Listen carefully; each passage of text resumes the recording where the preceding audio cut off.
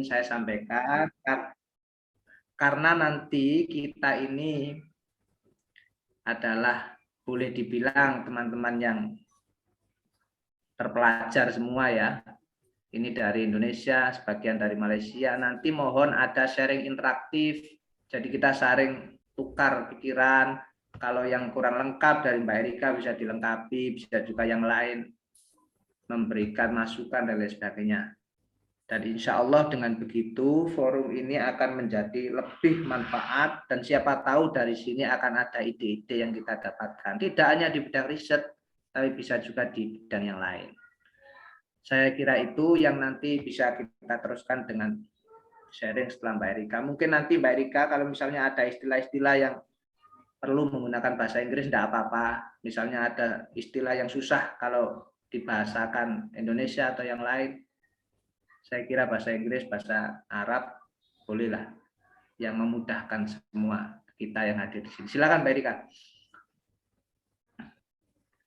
Baik, terima kasih. Assalamualaikum warahmatullahi wabarakatuh. Teman-teman yang saya hormati dan yang saya banggakan dari Forum Kandidat Dr. IAIUM dan juga teman-teman yang lain ya. Di sini saya alhamdulillah saya mendapatkan berkah bisa kenalan dengan teman-teman yang lain. Saya lihat listnya di sini ada 20 orang. Berarti mungkin hari ini saya dapat tambahan kenalan minimal 18 atau 17 orang baru atau nanti bertambah lagi ya. Mudah-mudahan jadi berkah buat kita semua di sini menghadiri forum yang kalau tadi ada teman saya yang WA gini rajin banget ngasih materi kok ya hari Ahad gitu ya. Tapi buat saya kasih materi, ini kan bukan kasih materi ya Pak Husna ini ya. Kita lebih fokus kepada sharing session, berbagi pengalaman apa yang saya sedang alami sekarang, apa yang sedang teman-teman alami sekarang gitu. Jadi buat saya ini merupakan satu forum yang bisa kita gunakan bersama, sama-sama belajar, sama-sama curhat apa yang sedang kita hadapi sama-sama sekarang, terutama bagi teman-teman yang 1-2 orang mungkin ada yang masih master, sedang menyelesaikan master, ada yang berencana jadi doktor, ada juga berencana sekolah lagi S3 gitu ya. Ada juga mungkin yang sedang mengalami seperti saya gitu, atau dengan seperti Pak Husna ini yang ingin sedang dalam proses perjuangan menyelesaikan apa yang kita mulai, yaitu penelitian, riset, atau disertasi.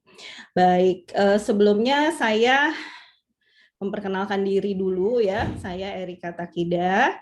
Saya di sini statusnya adalah PhD student di IAIUM dengan jurusan di Islamic Banking and Finance.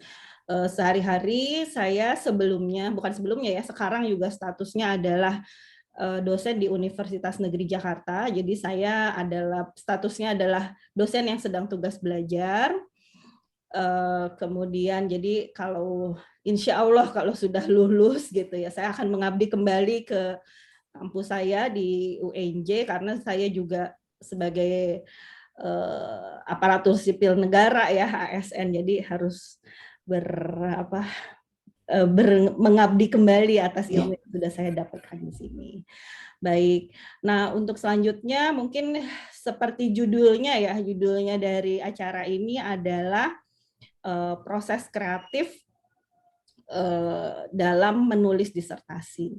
Sungguh sebetulnya saya merasa belum apa-apa ya kalau kita disuruh sharing nih apa yang bisa saya jelaskan ke teman-teman, tapi minimal apa yang saya alami mungkin berbeda dengan orang-orang. Ini persis seperti kita pakai sepatu gitu ya.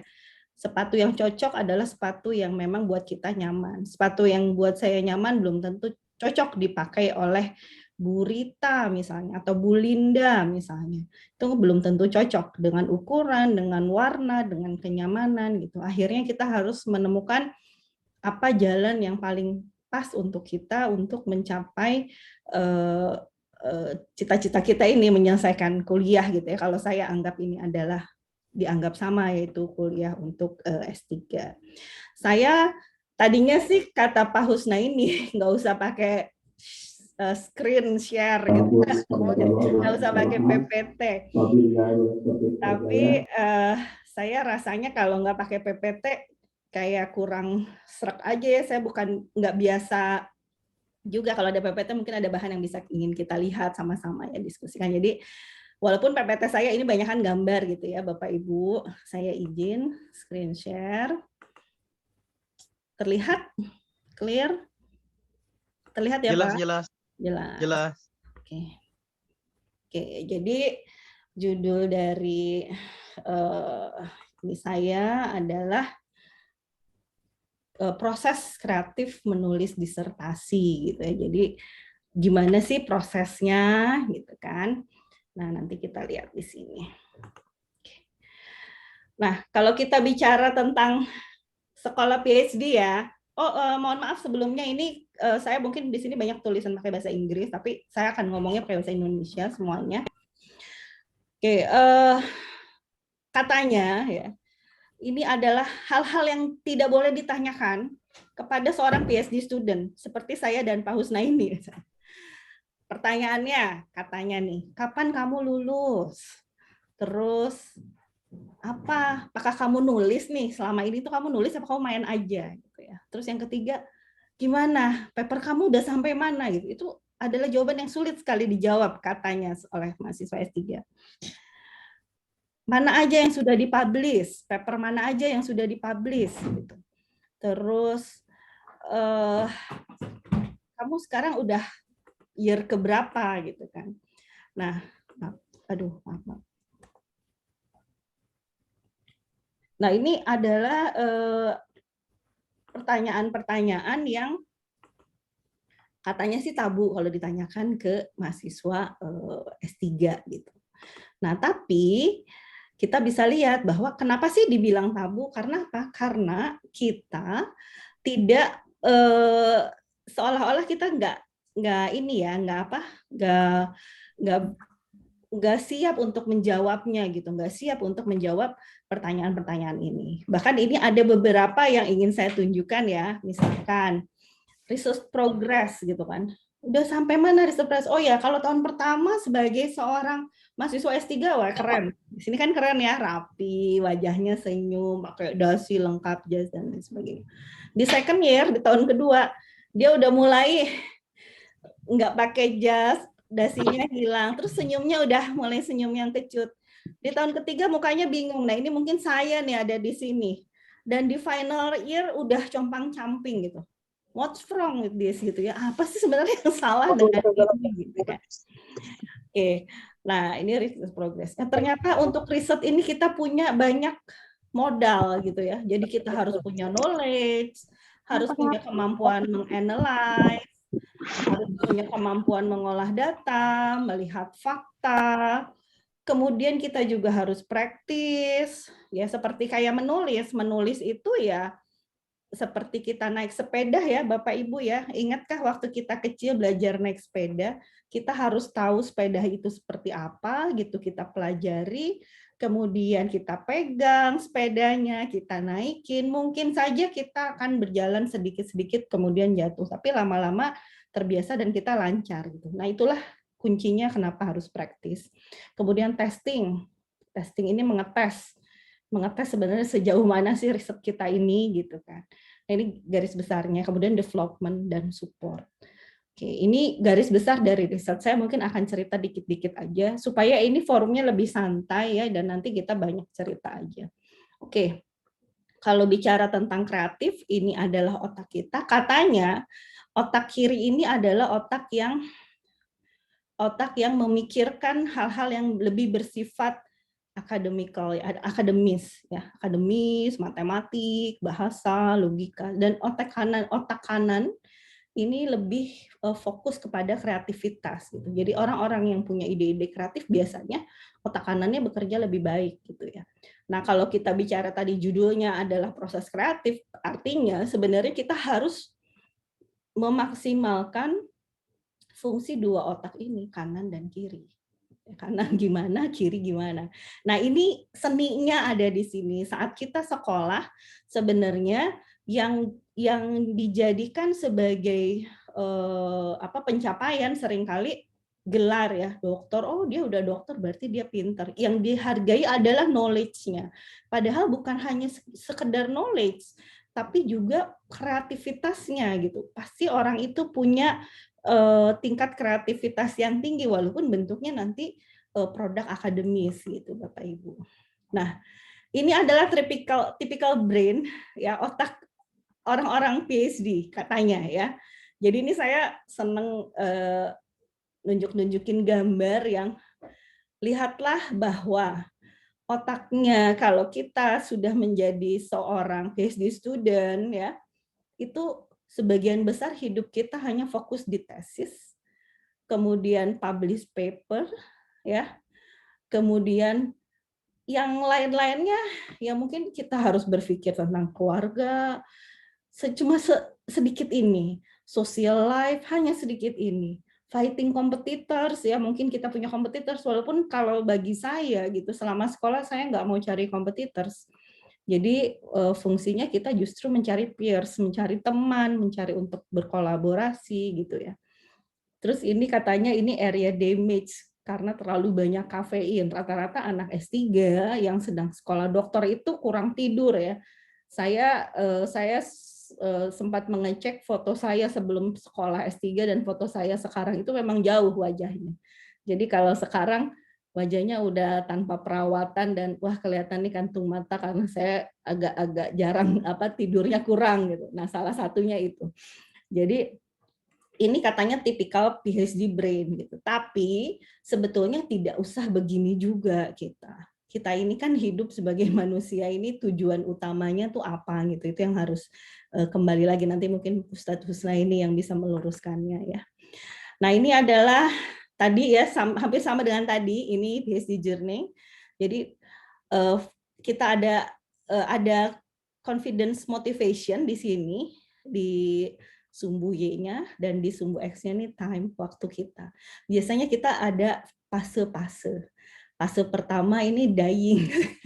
Jadi awal-awal confidence, terus nanti turun lagi, naik lagi, turun lagi, naik lagi. Jadi kita tuh kayak yang maju mundur gitu biasanya di fase pertama.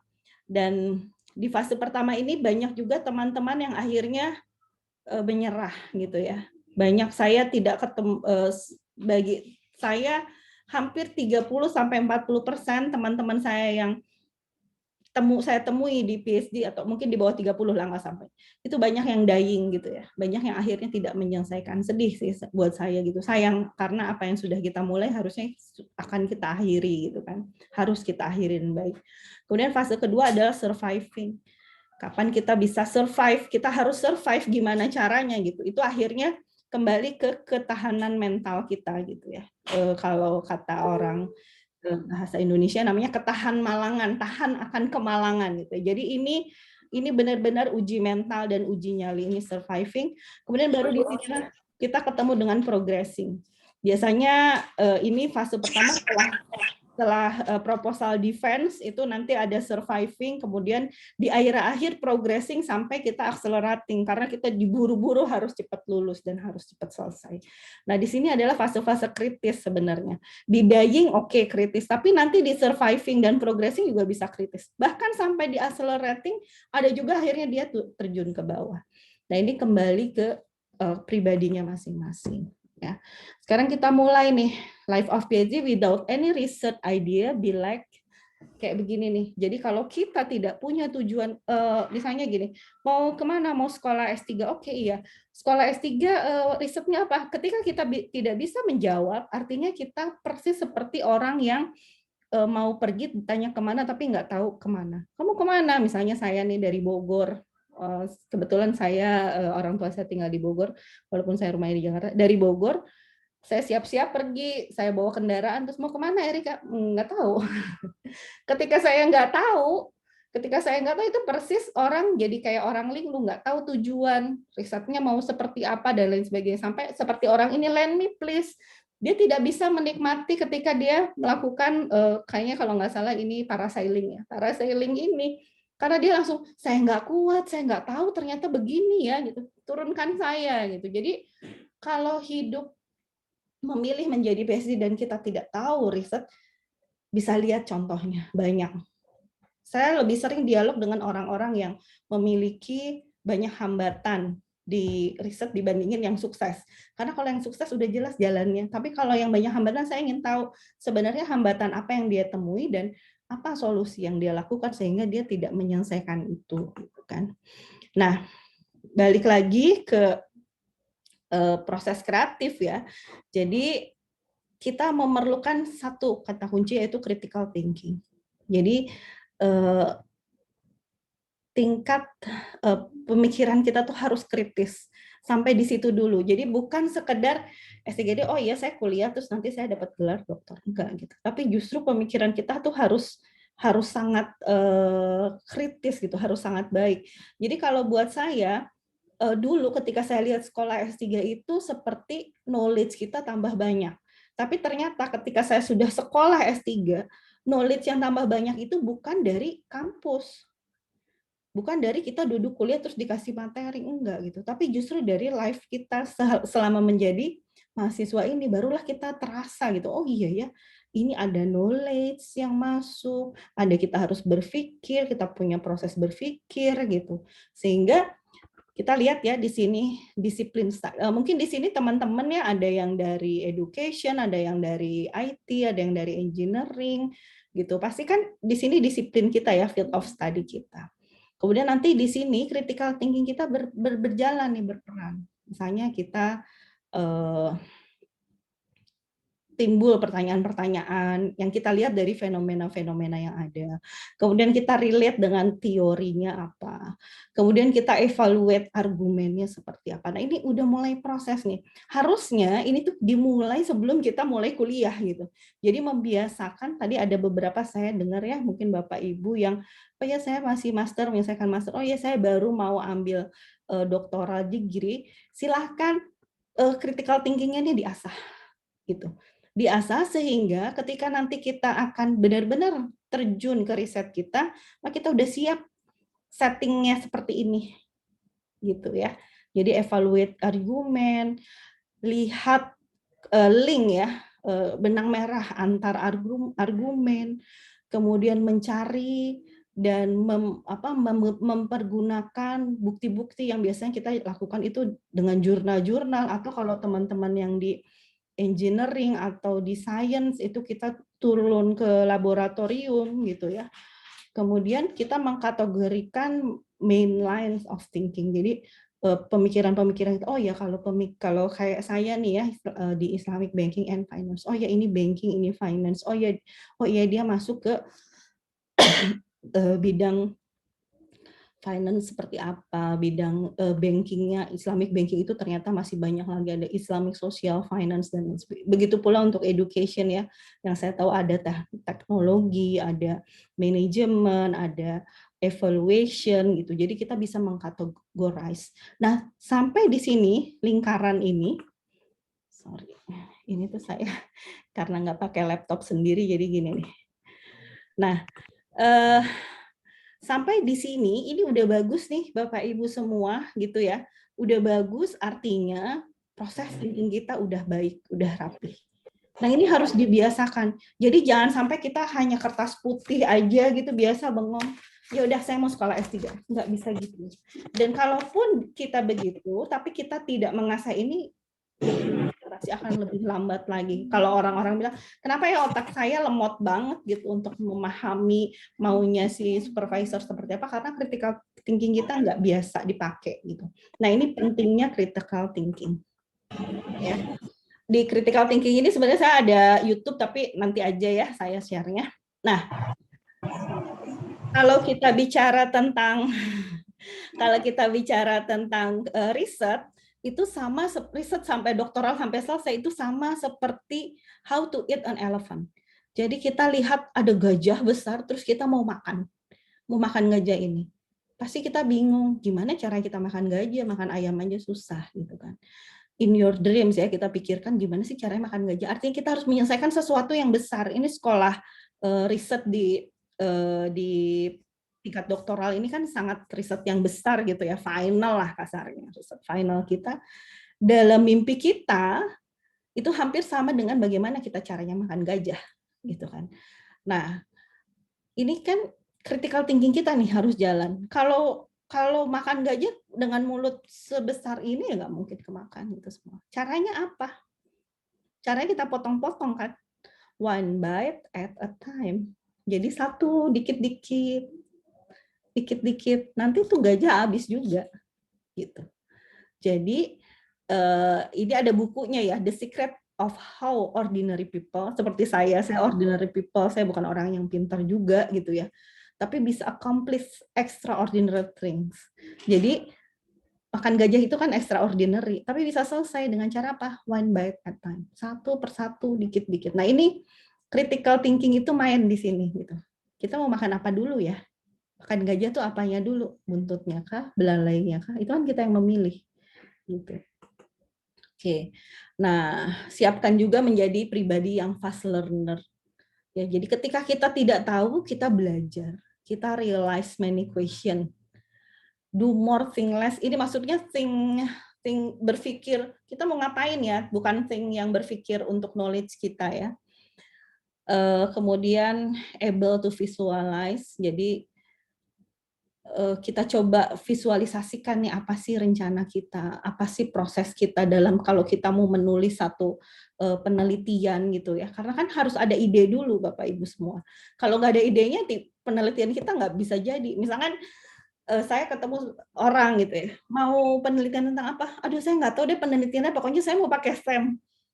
Ya kita gimana mau penelitian apa kok cuma pakai SEM karena dia tahu kayaknya pakai SEM itu keren, atau saya mau penelitian yang saya nanti pakai softwarenya Atlas TI.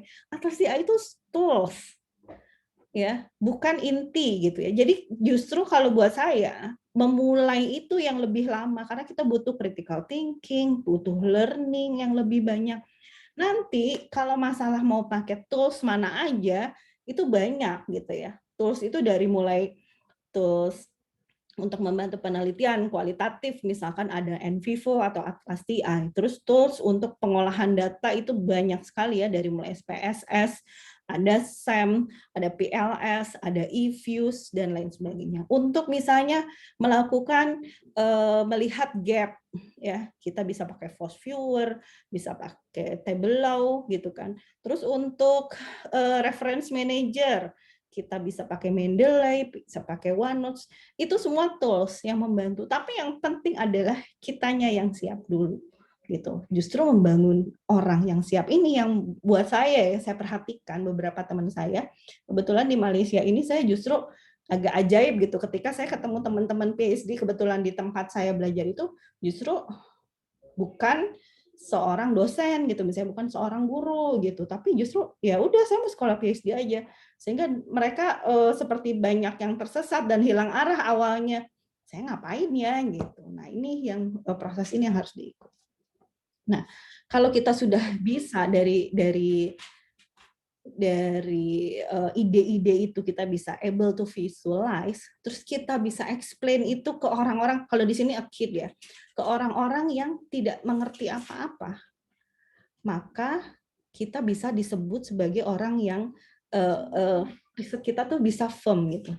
Jadi mungkin Bapak Ibu pernah dengar 3 minutes competition, gimana kita harus bisa menjelaskan riset kita dalam 3 menit, atau saya mengenal seorang profesor ya, profesor dari kampus terkenal di Indonesia, dia bilangnya gini, Erika kalau kamu untuk penelitian ini sebagai orang yang ilmunya tinggi, maka kamu justru harus bisa membahasakannya dengan bahasa sederhana gitu.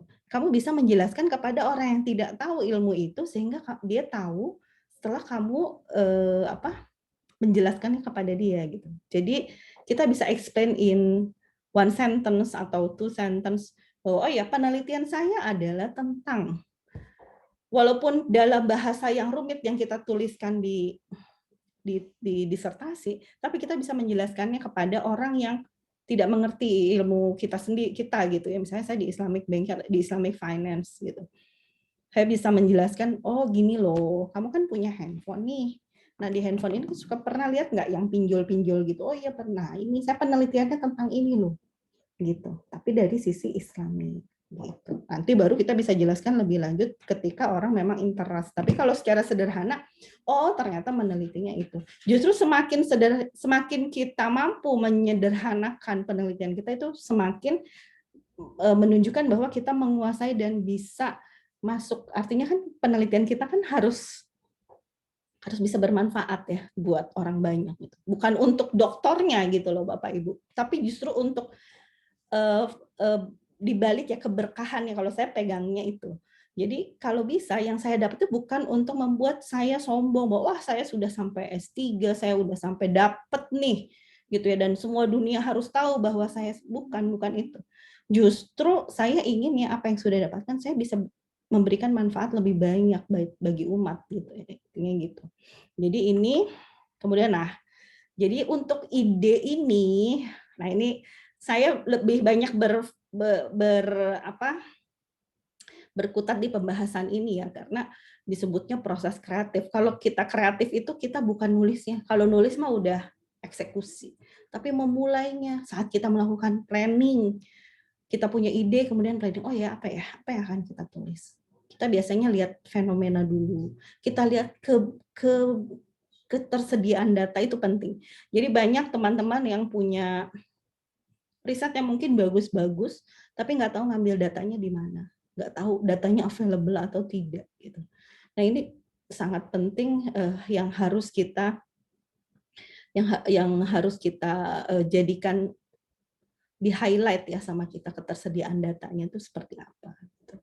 Kemudian di informasi ini barulah kita menjadikan itu, oh ya itu riset kita, terus kita reading kemudian kita olah lagi dan kita tulis di disertasi kita. Gitu. Nah, saya senang ya kalau gambar-gambar otak. Kalau tadi kan otak PhD yang katanya ini isinya tesis, ini isinya publikasi. Sebenarnya kenapa saya memperlihatkan ini ya supaya kalau saya sih bagi saya riset itu dimulai dari diri. Kenali dulu diri kita. Diri kita ini kemampuannya sampai di mana, barulah kita jalan. Kalau kita tidak mengenali diri, nanti kita bisa berantakan di jalan, gitu ya. Sama seperti kita mau lomba lari, diajak lari maraton, kira-kira kuat nggak, gitu. Apakah kita terbiasa lari, apakah kita punya berat badan yang cukup, misalnya kalau saya misalnya kegendutan disuruh lari berat gitu ya, saya mendingan disuruh jalan gitu. Saya mendingan kalau olahraga suruh yang apa. Jadi artinya kita juga harus lihat nih kemampuan diri kita mana dan mana yang kita bisa asah sampai kita mendapatkan hasil yang maksimal. 4E ya Bapak Ibu, kalau memang mau riset atau mau menjalankan hidup kita yang lebih baik itu, pertama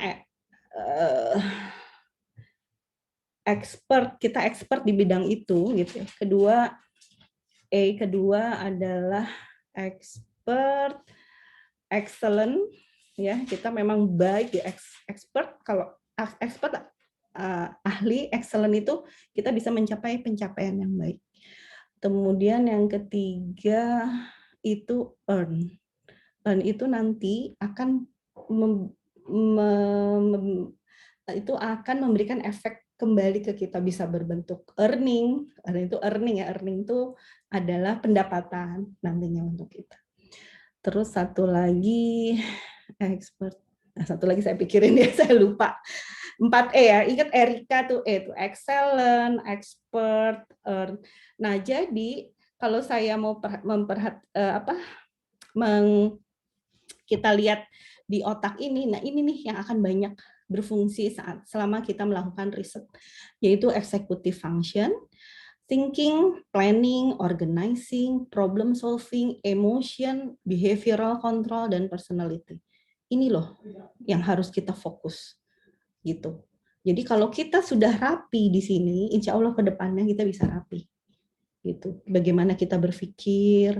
Nah, tapi ini seru nih kalau kita bicara tentang thinking gitu ya. Tadi kan saya mengajarkan tentang critical thinking. Tapi orang model saya memahami orang model saya thinkingnya kadang lompat-lompat dan berantakan gitu. Ada yang thinkingnya linear. Biasanya orang-orang basicnya teknik, IT, science tuh cara berpikirnya linear, lurus, rapi, bagus. Tapi kalau orang sosial berpikirnya banyak. Kalau berpikirnya banyak, perintilan, berantakan. Nah, itu kita bisa bantu dengan mapping aja, bikin mind mapping gitu. Oke, nah ini executive function.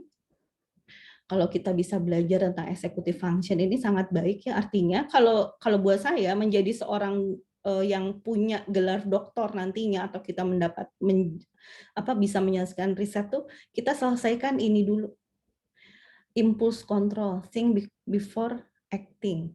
Kita berpikir dulu sebelum melakukan apapun, bahkan sebelum kita menulis WA kita harus pikir dulu gitu ya. Emotional control, nah ini emosi. Saya sepanjang sekolah ini emosinya sering banget diganggu oleh siapa? Oleh orang-orang sekitar kita, ekosistem kita, support system kita, anak-anak lah, keluarga kah, atau ada orang-orang yang tiba-tiba masuk ke dalam kehidupan kita dan mengganggu emosi kita. Juga ketika kita bertemu teman-teman, juga supervisor, juga visa unit, kalau kita yang sekolah di luar negeri, juga administrasi kampus ini. Kemudian flexible thinking, nah ini. Jadi kita harus bisa fleksibel mengadap and adopt semuanya. Ada kalanya apa yang sudah kita tulis banyak, kata supervisor rubbish, kata supervisor kamu nulis apa sih, saya nggak ngerti. Ganti A, B, C, D. Working memory, Bapak Ibu, saya umurnya udah mungkin lebih tua, jangan-jangan paling tua di sini ya. Memori saya nih mungkin udah sangat parah gitu. Kadang saya lupa naruh kunci mobil di mana, naruh ini kacamata saya di mana dan lain sebagainya. Tapi saya jadi mulai mulai mengaktifkan kembali working memory saya, misalnya menghafal ABCD, menghafal hal-hal yang kecil-kecil supaya otak saya bekerja dengan baik. Ini penting saat kita melakukan riset. Karena ketika ditanya nanti jangan sampai lupa kita udah ngerjain sampai bab berapa gitu ya. Kemudian self monitoring. Nah, ini juga memonitor apa yang sudah kita lakukan ini. Saya sambil masih belajar juga, kadang kalau bangun tidur, kalau bangun tidur kan nggak langsung bangun gitu ya. Baca doa dulu, alhamdulillah. Nah, dari situ saya bengong dulu sambil self monitoring apa yang harus saya udah lakukan. Alhamdulillah pagi ini saya udah dibangunkan oleh Allah ya. Kalau nggak dibangunkan kan udah selesai gitu hidup saya gitu. Tapi juga self awareness tuh how. Jadi kita akan lakukan apa saja gitu, apa yang sudah kita lakukan kemarin. Biasanya saya pagi-pagi lakukan self monitoring. Kemudian planning and prioritizing. Jadi banyak, apalagi Bapak Ibu, saya yakin di sini kalau yang sekolah gitu ya, ada dua, ada ibu-ibu, ada bapak-bapak. Yang ibu-ibu sekolah sambil harus ngurus anak dan rumah tangga, yang bapak-bapak sekolah sambil harus memikirkan rumah tangga karena kepala keluarga, tentu perlu planning dan prioritizing yang sangat baik ya. Kemudian task initiation. Nah, ini yang sering sekali kalau buat saya tergantung orangnya. Ada orang-orang yang punya rasa ingin tahu yang tinggi sehingga mereka berpikir untuk melakukan pekerjaan-pekerjaan bisa lebih rapi. Oh ya, saya punya ide, saya lakukan ini, saya lakukan ini, saya lakukan ini. Tapi ada juga yang harus didorong dulu, diajak-ajak dulu sama teman dan lain sebagainya. Nah, ini juga harus baik. Dan terakhir ada organization. Bagi saya, Bapak Ibu yang akan melakukan riset eksekutif function-nya ini udah harus bagus. Kalau enggak, kita akan berantakan di belakang. Gitu. Nah, ini saya dapat dari Elsevier, ini information system supporting research yang dilakukan gitu. Kalau sekarang Bapak Ibu bayangkan ya, profesor-profesor yang sekarang ada di kampus gitu ya, bagaimana mereka menjalankan risetnya. Zaman dulu saya ingat Prof. Rahim, Rahim itu dulu di IIUM, kemudian sekarang pindah ke USIM. Beliau salah satu scholar yang sangat dihormati di bidang accounting, Islamic accounting. Beliau cerita saat beliau S3 itu beliau di S3-nya di Inggris melakukan kualitatif penelitiannya. Yang beliau ceritakan adalah saat saya penelitian, saya harus bawa tas besar isinya kaset. Jadi kalau sekarang kita bisa rekam lewat Zoom, bisa rekam lewat handphone, pembicaraan dan orang lain, dia pakai kaset. Kebayang isi kasetnya banyak. Saya bawa berkas kemana-mana. Karena zaman dulu ketika dia sekolah S3, belum ada kecanggihan kayak sekarang dengan berbagai fasilitas yang kita diberikan oleh banyak provider gitu ya. Kita bisa mudah kita masukkan file-file, kita bisa melakukan managing reference dengan mudah dengan ada Atlas CI dan lain sebagainya. Kalau dulu tuh enggak gitu. Oke. Nah, kalau kita sudah punya riset idea ya, bagaimana kita nulis itu belum sampai nulis ya, ini adalah riset idea. Ini kadang saya ketemu sama anak, bukan anak sih, saya selalu bilangnya anak ya, karena banyak mahasiswa saya gitu kan. Ini biasanya mau penelitian tentang apa? Bu, saya mau penelitian tentang ini nih, perbankan syariah yang baik. Perbankan syariah yang baik maksudnya apa gitu? Maksudnya ya yang sesuai dengan prinsip syariah. Loh, emang kamu pikir perbankan syariah sekarang nggak sesuai dengan prinsip syariah? Saya bilang gitu ya. Ini sorry ya, saya contohnya mungkin di ekonomi syariah. Nah, ya. Enggak, orang lain sudah saya mute. Oke, ya makasih. Nah, caranya gini, kalau kita punya ide, Google it dulu. Kita googling dulu nih ide kita, jangan-jangan nih ide kita bukan ide yang bagus, bukan ide yang baik gitu, atau bahkan ribuan orang membicarakan itu gitu. Jadi Google itu paling mudah ya kita ya. Misalkan saya nih, jujur saya waktu menulis ini berapa kali judul saya ditolak gitu, udah nulis satu proposal ditolak. Oh ternyata ketika saya Google it memang iya tuh udah banyak nih tentang ini gitu, tentang materi yang saya mau ajukan gitu ya.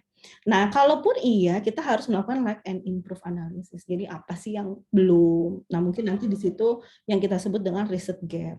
Kemudian answer the hard question. Jadi kalau saya ya ini saya sambil sharing aja. Kalau saya nih ketika saya pertama kali bikin riset tidak pernah percaya diri, saya membangun percaya dirinya dengan uji nyali. Artinya saya tawarkan ide saya ini ke orang lain dan saya tunggu orang itu memberikan pertanyaan-pertanyaan kritis sehingga saya bisa critical thinking saya di situ jalan. Jadi waktu saya masuk 2019 awal di Februari 2019, terus saya pulang kalau nggak salah bulan Mei 2019 ya, saya pulang, ada libur kan di situ ya, Juni Juli Agustus kalau nggak salah. Di 3 bulan itu saya di Indonesia, walaupun bolak-balik juga karena urusan anak saya di Malaysia, itu saya tantang, saya datengin nih para expert, ini proposal saya, bagaimana menurut Anda? Hard questionnya pasti banyak banget. Erika ini tuh harusnya begini, ini harusnya begini. Kamu terus maunya gimana dan lain sebagainya. Ini answer hard question and talk it out.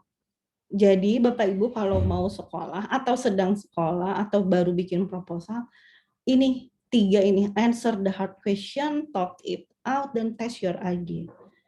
Ini latihan loh, latihan kalau kita nanti ujungnya kita akan proposal defense atau viva. Ya, jadi disinilah kita siap gitu. Kalau saya malah mengambil jalan dengan mengikuti conference. Jadi bodoh amat deh.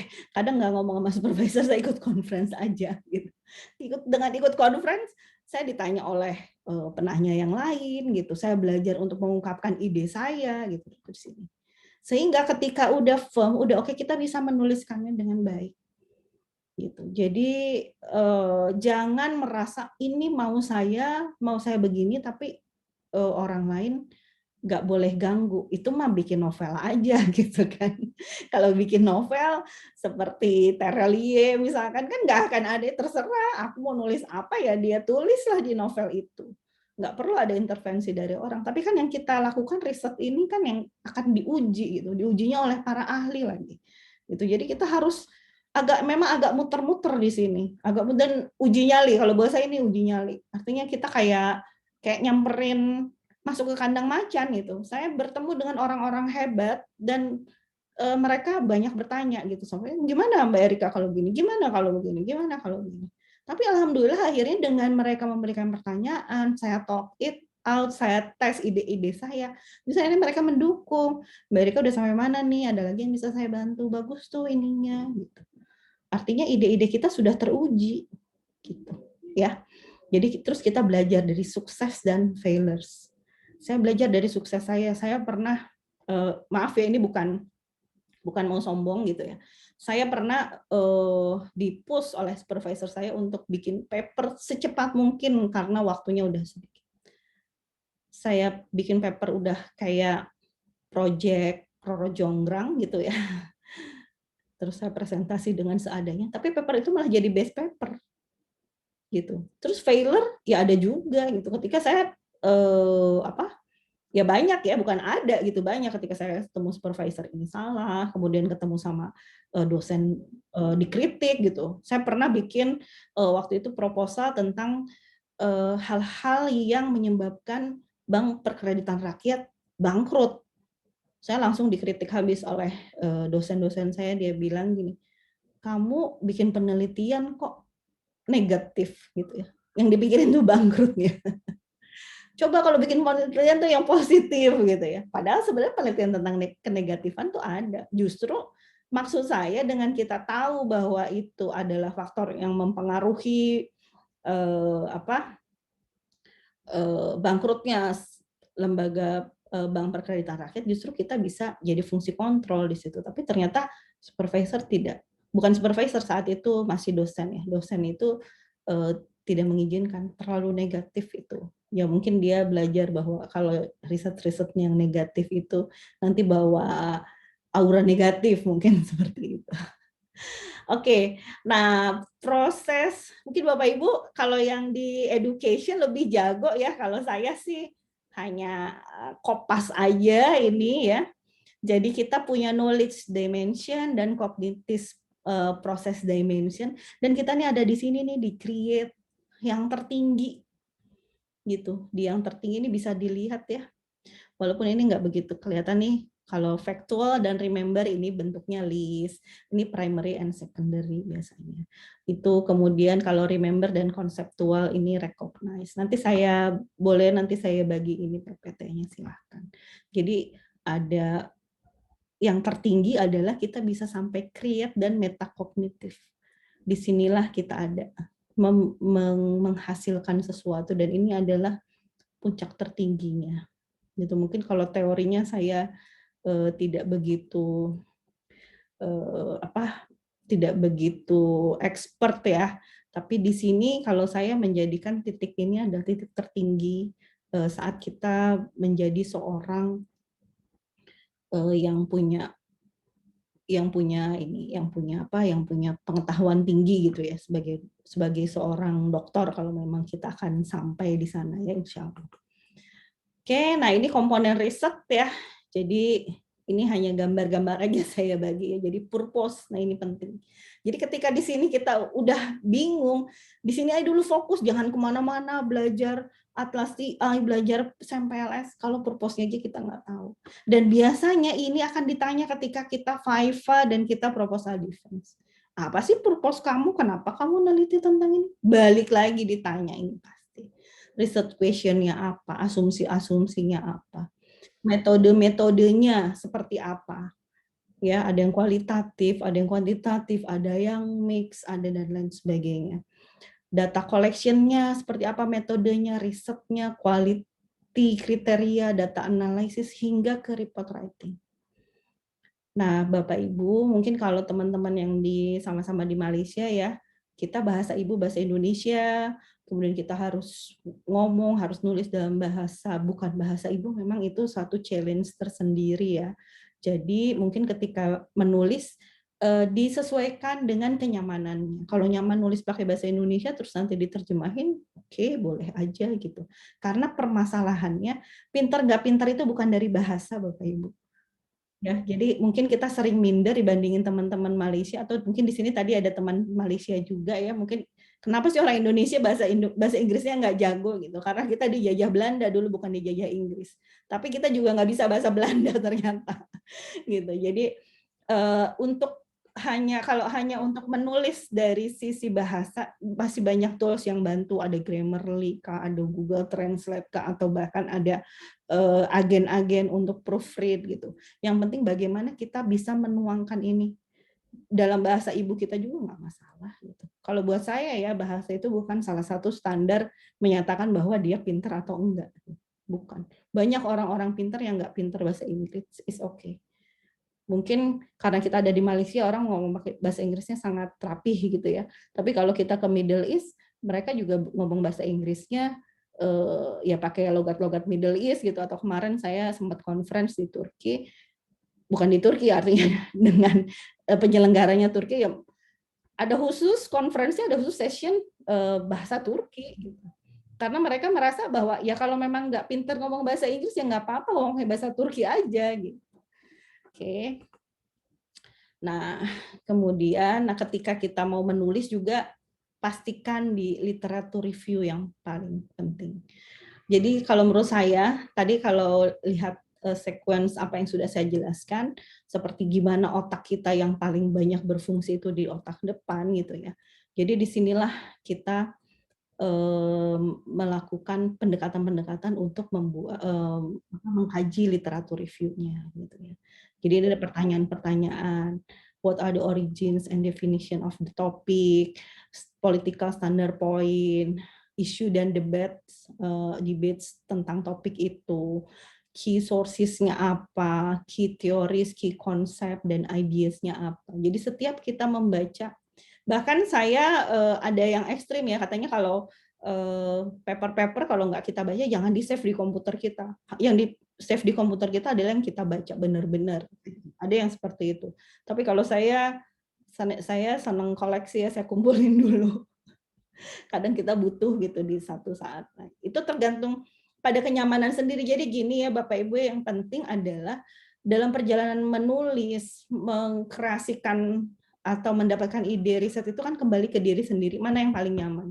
Jadi saya nggak bisa memaksakan, tadi saya pertama udah bilang ya, kita tuh seperti pakai sepatu kita sendiri gitu. Mana yang paling nyaman buat kita. Tapi harus sesuai dengan tujuan. Tujuannya harus clear, harus jelas. Oke.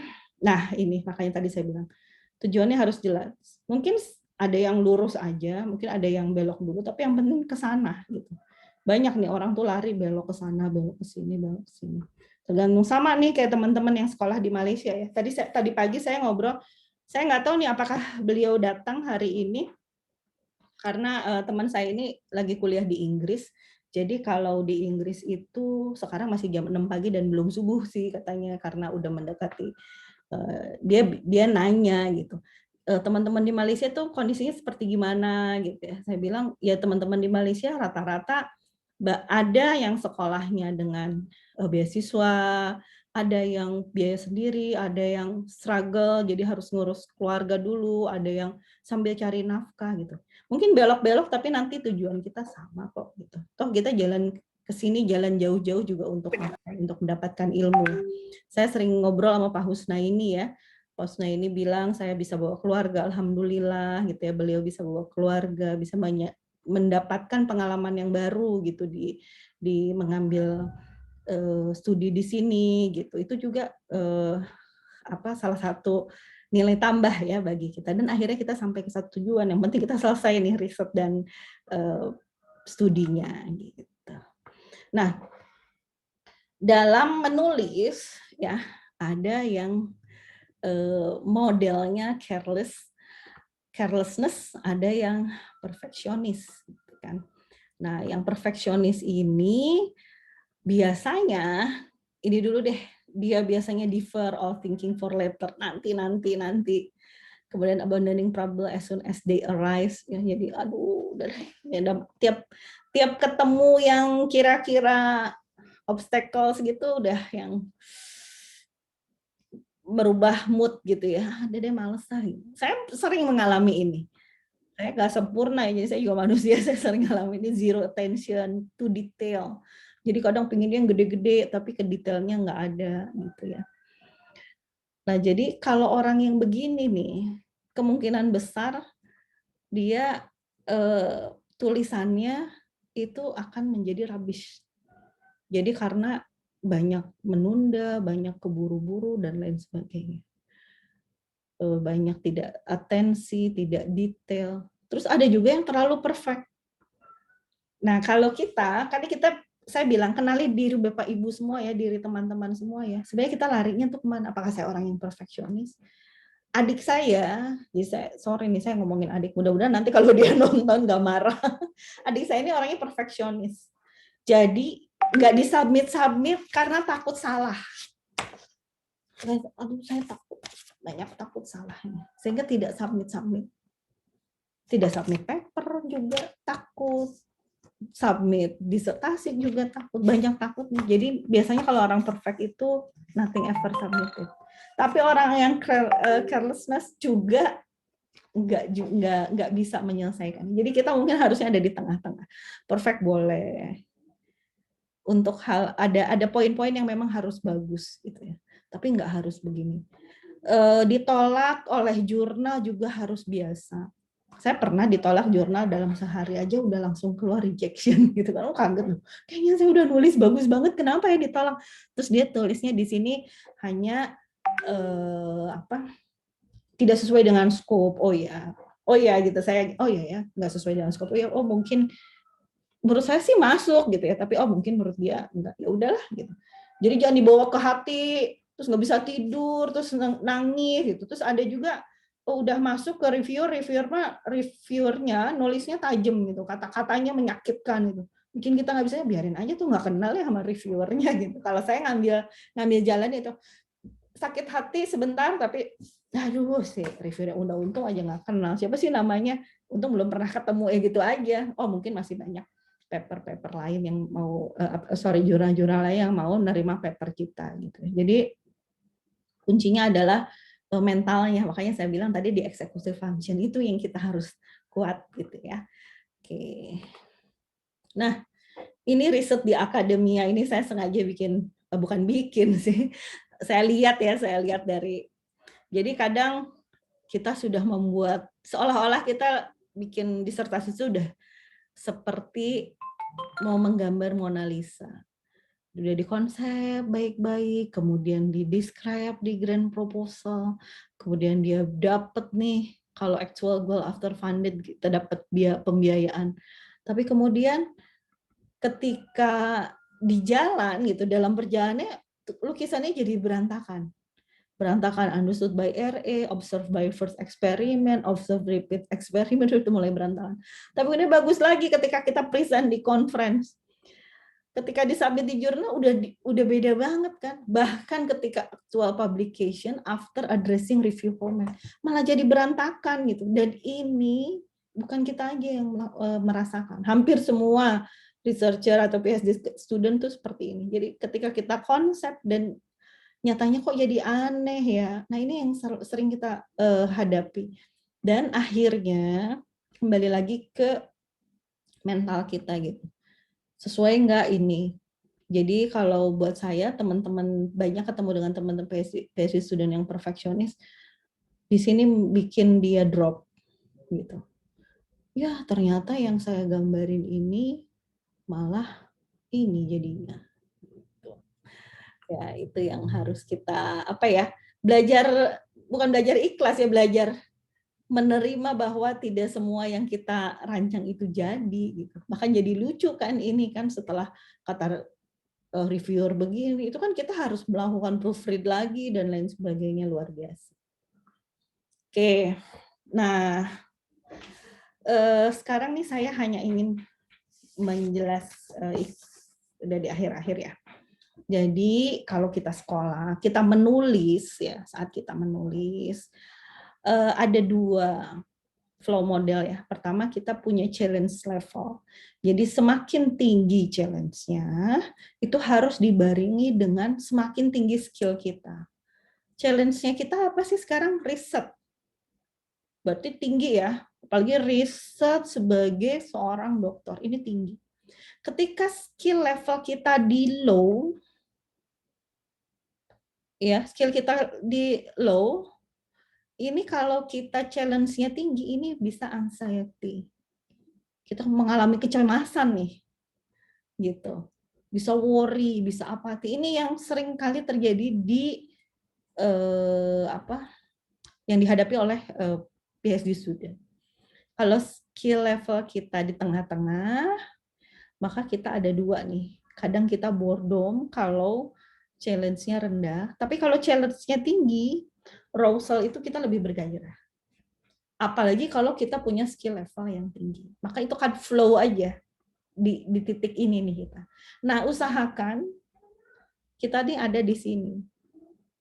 Gimana caranya? Ya itu tadi saya bilang kayak naik sepeda, praktis gitu ya. Saya kayak Pak Husnaini tuh rajin nulis gitu ya. Saya bukunya banyak, saya juga pembaca bukunya Pak Husnaini gitu kan. Atau teman-teman di sini juga rajin nulis, walaupun misalnya nulisnya masih nulis populer, belum nulis nulis paper yang lebih akademis gitu ya. Tapi nggak apa-apa. Kemauan menulis itu kan menuangkan ide yang ada terus ditulis gitu kan.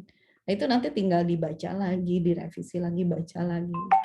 Kalau saran saya sih Bapak Ibu, teman-teman tuh punya mentor, bukan supervisor. Mentor yang mengerti kita, mengerti style kita, mengerti style personality kita, mengerti style karakter kompetensi akademis kita gitu, sehingga kita bisa sangat terbantu oleh dia gitu ya. Carilah gitu kalau buat saya. Kebetulan saya juga ada gitu. Jadi ketika saya lagi drop, ketika saya lagi ngerasa skill level saya turun, kita bisa lebih kedorong lagi gitu. Dikasih semangat lah, dikasih bantuan akses jurnal lah seperti itu ya. Oke. Nah, problemnya sebentar ya, boleh minum dulu.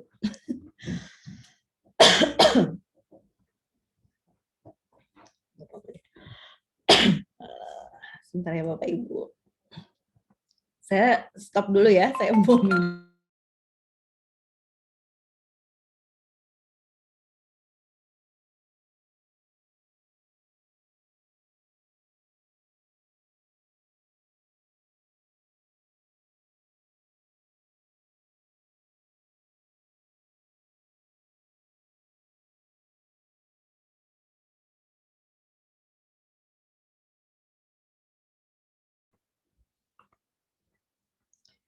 Oke, mohon maaf.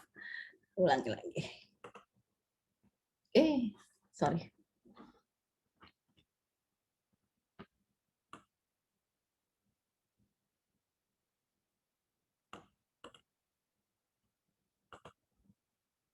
Oke ya.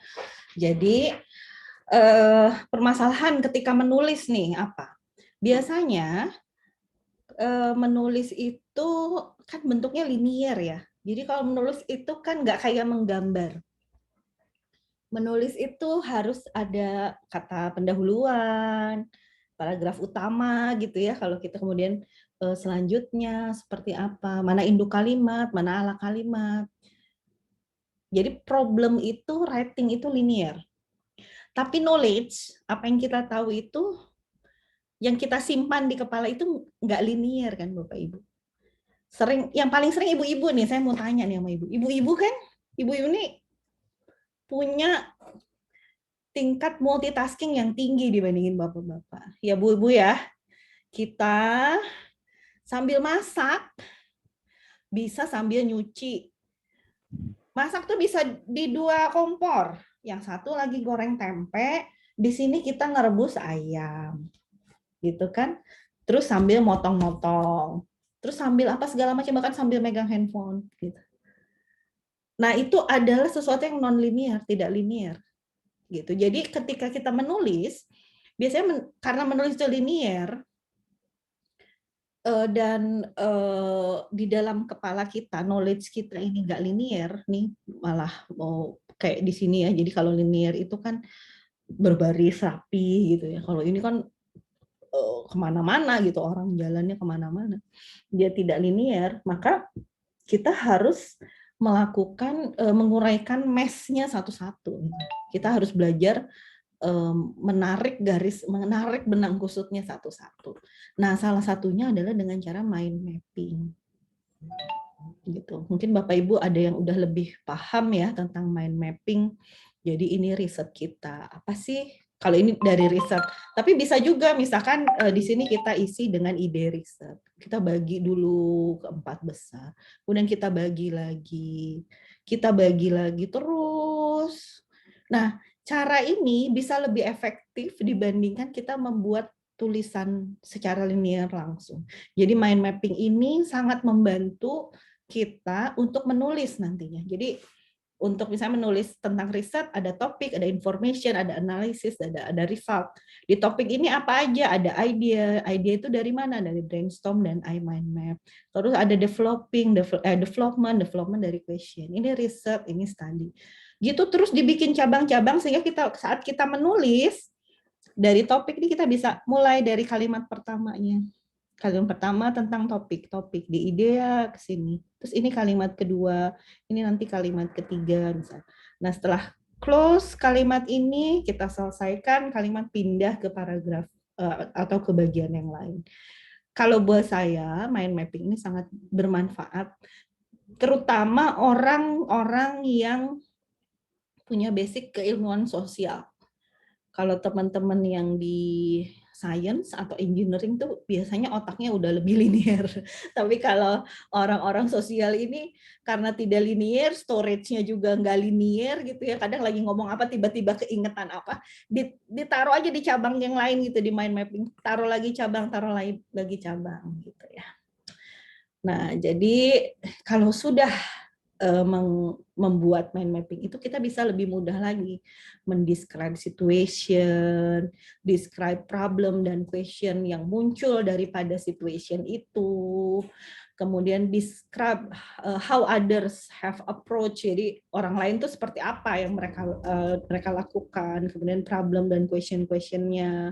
Kemudian kita bisa explain di sini ya untuk approach itu dan apa yang ingin kita lakukan. Ini sebenarnya umum sih ya, tapi dalam paragraf itu ini bisa kita istilahnya ungkapkan di situ ditulis. Oke. Nah, ketika kita menulis tuh kita akan ketemu dengan banyak problem ya dan dia lagi gitu. Kita harus belajar untuk solve. Sekali lagi saya balik lagi ke executive function. Jadi kalau sesuatu yang sudah berulang, biasanya kita punya kata kunci untuk menyelesaikannya. Nah, kalau kita bisa merecognize atau kita bisa mengenali same kind of problem itu, maka sedikit-sedikit akan jauh lebih mudah. Misalkan,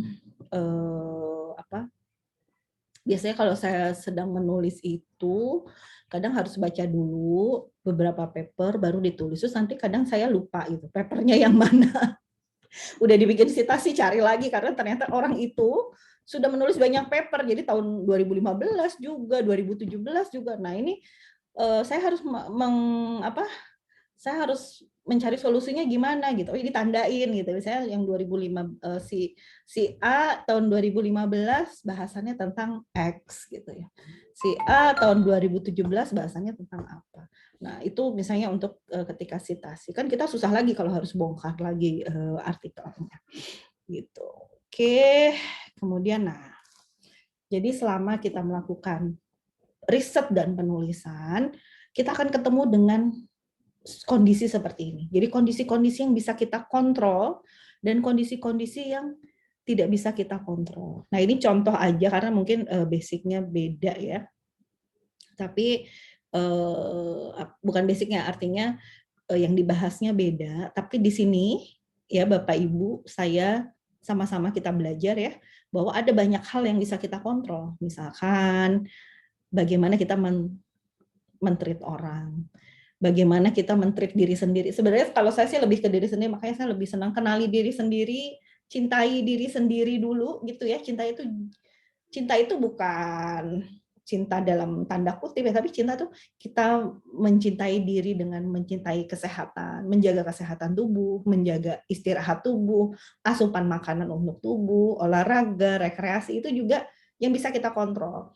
Kemudian attitude kita, ibadah kita, itu yang bisa kita kontrol kan. Tapi ada juga yang nggak bisa kita kontrol. Misalkan dalam riset, kita harus cari respondennya di luar kontrol kita kan. Tentunya responden yang udah janjian membatalkan. Tentunya kita udah nyebar kuesioner kemana-mana, nggak ada yang ngisi gitu misalkan. Atau supervisor yang tiba-tiba bad mood gitu, itu cannot control. Jadi kalau yang tidak bisa kita kontrol, kita harus belajar menerima itu. Yaitu gimana ya, di luar kontrol kita, jadi udah karena di luar kontrol kita menerima. Tapi kalau apa yang bisa kita kontrol, kita maksimalkan gitu. Bisa mencintai diri sendiri, menggali potensi diri, itu kan kita bisa kontrol gitu ya. Jadi dalam riset, dalam kita melakukan risetnya ada hal-hal yang poin-poin yang berbeda gitu. Mungkin saya membahasnya berbeda dengan orang lain. Ini yang bisa kita kontrol dan kita tidak bisa kontrol gitu ya. Oke. Our product, Bapak Ibu, ketika menulis ya, ada orang yang pintar, mungkin orang yang biasa menulis, pintar memilih kata-kata, kemudian merangkainya dengan baik, sehingga menjadi tulisan yang baik. Dalam riset, dia bisa menggali riset sangat dalam, sehingga diskusinya menghasilkan diskusi yang sangat memberi dampak gitu ya. Ada juga riset yang biasa-biasa aja. Nah, ini kemarin, ini sekarang hari Jumat kemarin saya ikut satu pelatihan yang dilakukan oleh UPM, Universitas Putra Malaysia. Pelatihannya apa? Pelatihan FIFA. Jadi apa hal-hal yang harus Anda perhatikan saat Anda ikut FIFA. Itu pelatihan yang saya ikut ya. Kenapa saya ikut itu? Karena buat saya supaya saya semangat gitu. Jangan melihat FIFA itu sesuatu yang ditakutkan. Walaupun saya merasa saya masih jauh nih menuju FIFA. FIFA itu sidang ya Bapak Ibu ya, sidang tertutup kalau di Indonesia. Karena di Malaysia itu tidak ada sidang terbuka. Oke. Nah, di akhir Prof. Ismi namanya, Prof. Ismi itu adalah Director of IPSAS ya. Itu dia nunjukin 2 lemari ini. Ini 2 lemari. Sebutlah lemari ini adalah lemari bikinan IKEA. Dan satu lagi ini lemari sebutlah Da Vinci gitu ya, yang merek ternama gitu. Nah, selama kita membuat disertasi atau riset lah untuk tesis kita, kalau di Malaysia kita sebutnya tesis ya Bapak Ibu, kalau di Indonesia kan disertasi. Nah, ada supervisor dan examiner yang gini, yang penting kamu sudah bikin produknya, ini lemari, karena disuruhnya bikin lemari gitu ya ceritanya. Anggaplah disertasi kita itu bentuknya lemari. Lemarinya terwujud, lemarinya memenuhi syarat sebagai lemari, fungsinya ada, bentuknya benar. Oke, kamu lulus, kamu oke. Ada model supervisor atau ada model supervisor atau examiner yang ada model supervisornya ingin lemari Da Vinci. Kebayang dong bikin lemari ini lebih susah. Warnanya, bahannya, detailnya. Ada supervisor yang bikin begini. Sampai kita babak belur ngikutin maunya beliau. Padahal kan sebenarnya asal lemari aja bisa. Tapi dia pinginnya begini. Datanglah examiner yang seperti ini. Jadi melihat, bayangkan, yang biasanya punya lemari kayak gini, ngeliat lemari ini udah bagus kan. Dia melihat, wah riset kamu luar biasa. Lulus, no correction. Itu cita-cita ya, no correction itu. Ada juga yang supervisornya, menurut supervisor udah jadi lemari, oke, maju FIFA. Datanglah examiner yang ingin lemarinya kayak begini. Apa yang terjadi? Major atau bahkan reviva, nggak bener ini dan lain sebagainya.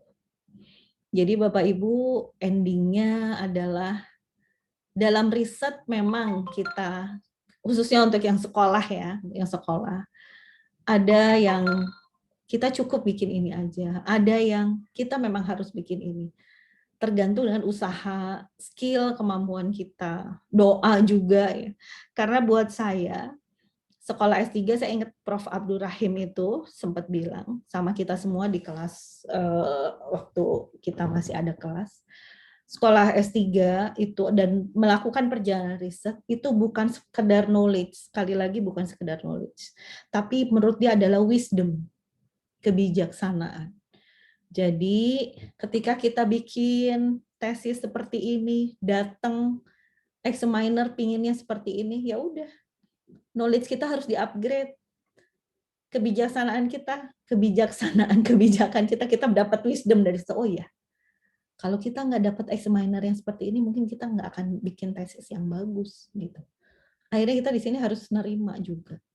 Proses adopt dan adapt ini yang paling penting. Mengadopsi dan mengadaptasi itu paling penting. Harapannya sih kita memang pinginnya jadi lemari yang ini ya. Jadi sesuai lemari yang bagus. Jadi ketika examinernya datang dengan ekspektasi ini, ngeliat ini langsung bagus. Tapi kan kita juga ada kurang lebihnya gitu ya. Yang penting lemari kita jadi, itu yang paling penting. Lemari kita jadi dan memenuhi syarat. Karena tesis yang baik adalah tesis yang selesai. Tuh. Terima kasih atas segala perhatiannya. Semoga bermanfaat. Saya ambil quotes ya, manjada wajada. Setiap kemauan pasti akan selalu ada jalan. Insya Allah Bapak Ibu, saya dari sisi umur, dari sisi kemampuan, ini saya masih berjuang. Mudah-mudahan sampai ke titik akhir sesuai cita-cita saya. Tapi kalau kita tidak ada kemauan, pasti akan selalu ada alasan. Jadi alasan A, B, C, D itu banyak setiap orang. Dan bisa kita buat itu semua. Tapi insya Allah mudah-mudahan yang ada di sini, yang berkumpul di sini juga bisa sama-sama kita meraih cita-cita kita, dan yang paling penting adalah bukan sekedar gelar doktornya, tapi yang paling penting adalah manfaatnya bagi umat. Ya, baik, saya kembalikan ke moderator. Terima kasih. Assalamualaikum warahmatullahi wabarakatuh. Waalaikumsalam warahmatullahi wabarakatuh. Terima kasih Mbak Erika. Jadi memang bisa sekolah itu ya, apalagi sampai dokter ini ya, rezeki, berkah. Nah kalau dibilang misalnya PhD kok susah banget, beda dengan S1 dan S2, ya iya. Namanya gelar pendidikan tertinggi, nanti kalau sudah PhD kerja gajinya juga lebih besar dari yang S1.